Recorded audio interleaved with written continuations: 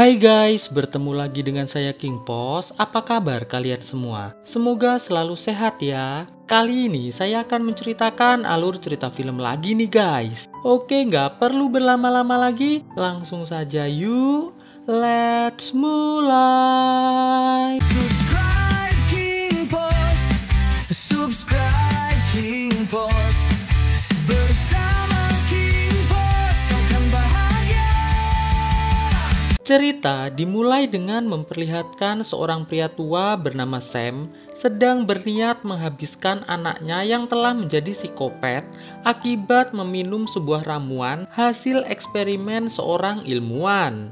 Namun, belum saja Sam melakukan niatnya, tiba-tiba ia dijepret anaknya duluan sampai meninggoy. Malam harinya, nggak jauh dari rumah Sam, terlihat seorang gadis bernama Yanti sedang joget-joget sendirian di tengah hutan. Nggak selang berapa lama, dari kejauhan seorang pria dengan membawa golok berjalan perlahan menuju ke arah Yanti.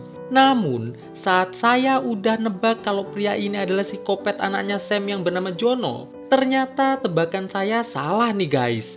Pria ini ternyata adalah Bobon yang merupakan kekasih dari Yanti. Mereka berdua pun lantas ngobrol-ngobrol santuy sambil ngejanjoy. Di sini, Mas Bobon bilang kalau nggak jauh dari tempat mereka berkemah, ada sebuah danau yang menurut cerita orang-orang, danau tersebut merupakan tempat para ilmuwan menenggelamkan orang-orang yang mengalami gangguan jiwa akibat sebuah eksperimen yang para ilmuwan itu buat. Yanti yang malah gerah setelah mendengar cerita serem dari Bobon, langsung ngajakin Bobon buat beraslolet jos dengan gaya freestyle. Namun sial, saat lagi seru-serunya beraslolet jos, tiba-tiba datang Mas Jono yang langsung menyucuk mereka berdua sampai meninggoy. Walah, padahal lagi seru-serunya loh ini. Beberapa bulan kemudian di tempat lain, terlihat 3 orang remaja yang bernama Mark, Johnny, dan Cory sedang menjemput kekasihnya Mark dan Johnny yang bernama Julia dan Kim.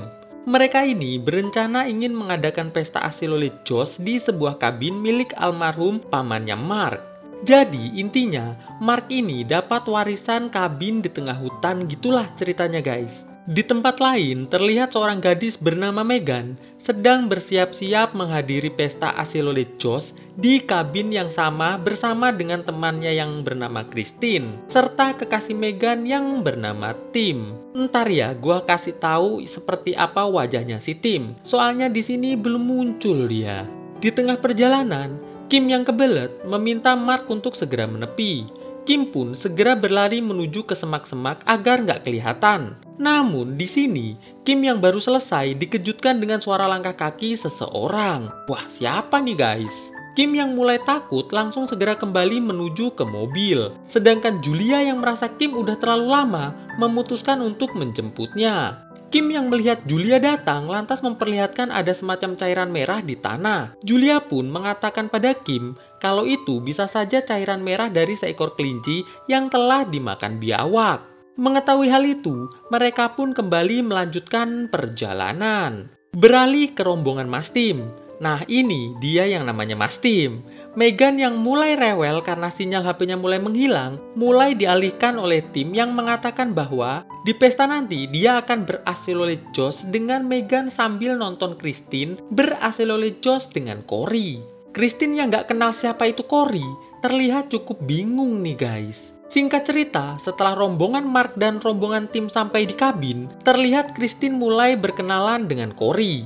Melihat Cory begitu sangat tampan mempesona, Christine pun mulai merasa naksir nih guys. Sebelum masuk kabin, Mark memberikan sebuah peraturan agar mereka menjaga kebersihan kabin. Namun selesai Mark ngomong, tiba-tiba muncul seorang pria aneh berjalan mendekati mereka semua. Pria ini bernama Cyrus. Awalnya mereka sedikit takut, namun saat Cyrus mengaku kalau dia merupakan tukang bersih-bersih kabin milik almarhum pamannya Mark, mereka semua pun merasa sedikit tenang. Sebelum pergi, Cyrus sempat bilang kalau sebaiknya selama mereka menginap di kabin ini, mereka harus banyak-banyak berdoa pada Tuhan, agar senantiasa diberikan keselamatan dan perlindungan. Dikarenakan tempat ini pastinya nggak ada sinyal, Jadi hanya Tuhan yang bisa membantu mereka jika terjadi masalah apapun. Mengabaikan hal itu, mereka segera masuk kabin dan mencari kamar untuk menaruh barang-barang. Namun saat Mark melihat Julia masih agak takut dengan ucapan Cyrus, Mark pun mulai menenangkan Julia dengan mengatakan bahwa selama masih ada dirinya, 100 Cyrus pun gak akan bisa mengganggu mereka semua. Setelah Julia tenang, Mark lantas mengajaknya ke kamar untuk narok barang-barang. Cory yang melihat kamarnya hanya tinggal satu, sedangkan dia dan Christine masih belum dapat kamar, akhirnya menyuruh Christine saja yang menempati kamar tersebut. Sedangkan Cory akan tidur di sofa.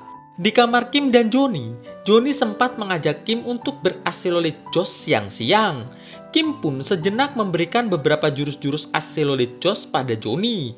Namun saat Johnny sudah semakin bersemangat, Kim langsung meninggalkan Johnny sembari berkata kalau ia ingin ngambil minum karena haus. Terlihat Johnny merasa cukup puyeng dengan kelakuan Kim barusan. Singkat cerita, mereka semua memulai pesta di ruang tamu nih guys. Dari mulai minum es teh cap macam oleng sampai berasteroid Joss rame-rame yang membuat saya nggak kuasa untuk menayangkannya tentunya.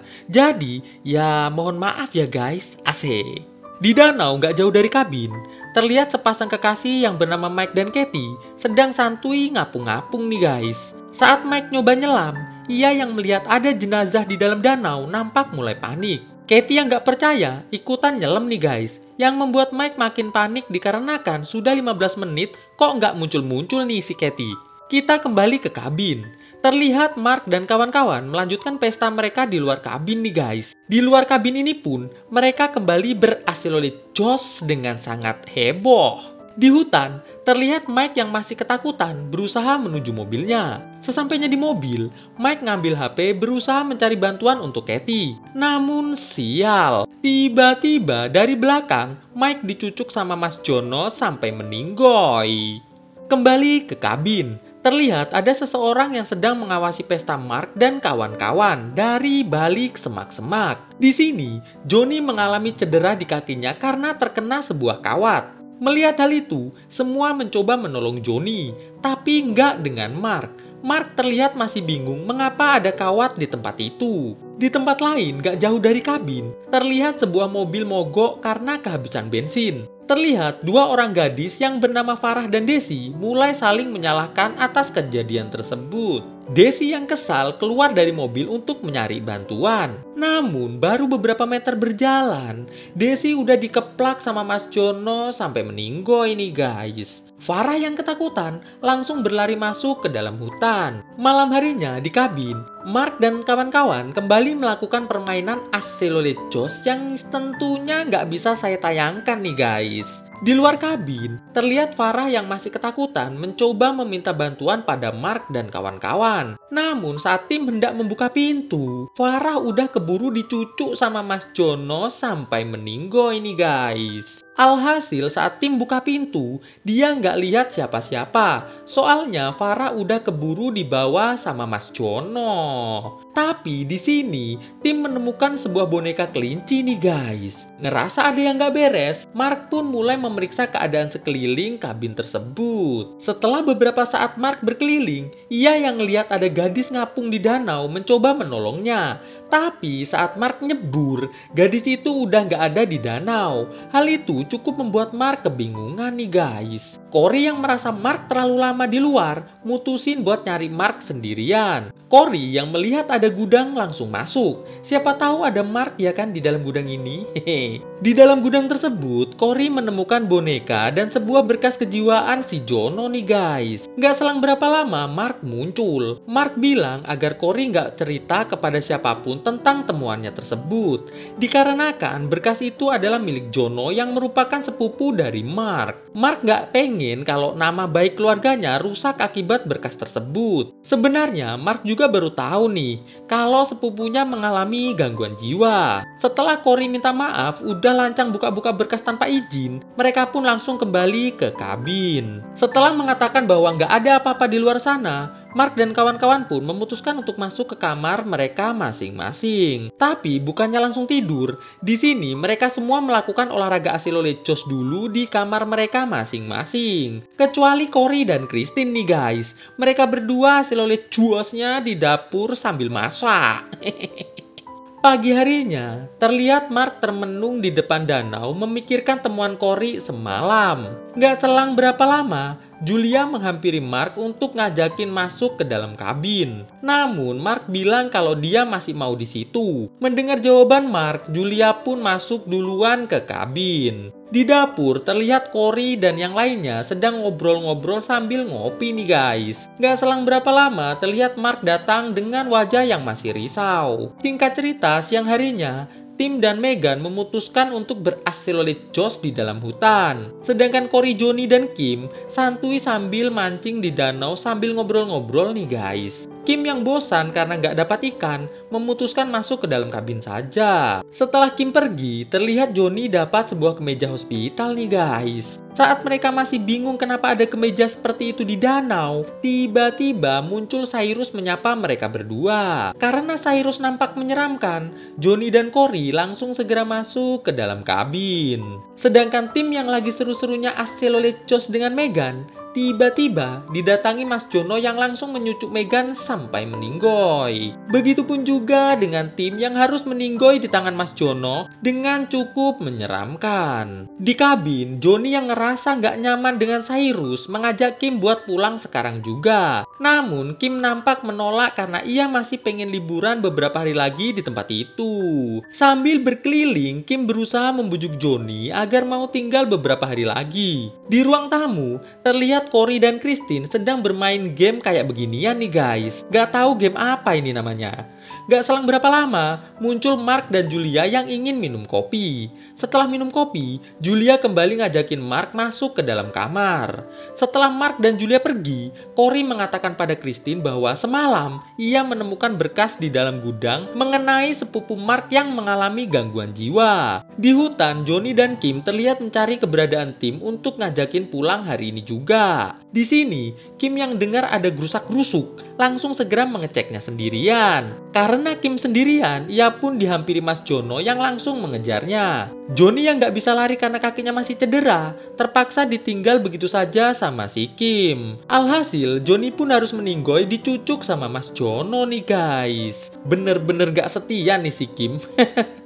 Di gudang, tim yang ingin menunjukkan berkas temuannya kepada Christine harus kecewa karena berkas itu ternyata udah nggak ada. Tiba-tiba Mark datang langsung mengeplak Cory dan juga Christine sampai semaput. Kim yang sampai di tempat Megan dan tim meninggoy langsung dihampiri oleh Mas Jono yang tanpa basa-basi segera menjelepsret Kim sampai meninggoy nih guys. Malam harinya terlihat Julia, Cory, dan Christine diikat di kursi sama si Mark. Di sini Mark mengatakan bahwa ia terpaksa melakukan semua ini karena dia nggak ingin nama baik keluarganya rusak karena Cory, Christine, dan Julia telah mengetahui bahwa ada keluarga Mark yang mengidap gangguan jiwa. Walaupun sekarang Mark nggak tahu di mana keberadaan Jono sekarang, tapi dia yakin kalau Jono masih hidup dan sangat membutuhkan bantuannya. Mark pun mengatakan bahwa kini dia akan mencari Megan dan yang lainnya untuk ia tangkap juga. Setelah Mark pergi, Cory, Julia, dan Christine saling melepaskan ikatan mereka satu sama lain. Setelah itu, Julia menuju ke kamar untuk mengambil kunci mobil Mark. Di sini, Julia mendapatkan sebuah peso nih guys. Lumayan kan buat jaga-jaga.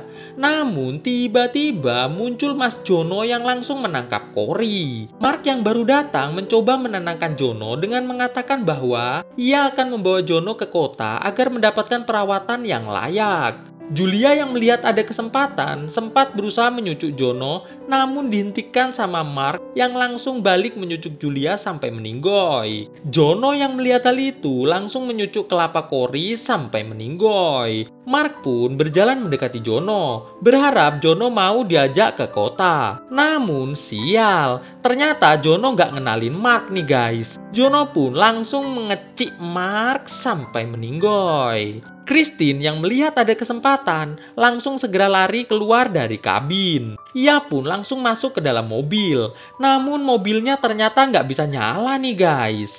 Saat Christine keluar lagi dari mobil, ia pun harus bertemu dengan Jono. Namun di sini Christine berhasil merebut kapak Jono dan segera menggunakannya untuk mengeplak Jono sampai tiduran. Namun saat Christine hendak pergi, tiba-tiba Jono kembali bangun nih guys. Beruntungnya Cyrus datang dan segera mengedor Jono sampai meninggoy. Cyrus pun mengajak Christine ke rumahnya agar bisa melaporkan semua kejadian ini kepada pihak yang berwajib. Namun sesampainya di mobil, bukannya langsung pergi, Cyrus malah bilang kalau dia merupakan salah satu pasien yang berhasil selamat dari danau. Lalu Cyrus langsung mengaselolejos Christine dengan cara yang gak biasa sampai meninggoy. Dan kisah pun akhirnya selesai. Oke guys, gimana kisahnya? Bagus atau enggak? Jangan lupa terus saksikan video terbaru dari channel ini ya guys. Thanks for watching this video and stay on Sido Squad. Enjoy your life like a king guys. Ketemu lagi dengan saya di video saya selanjutnya tentunya. Bye guys.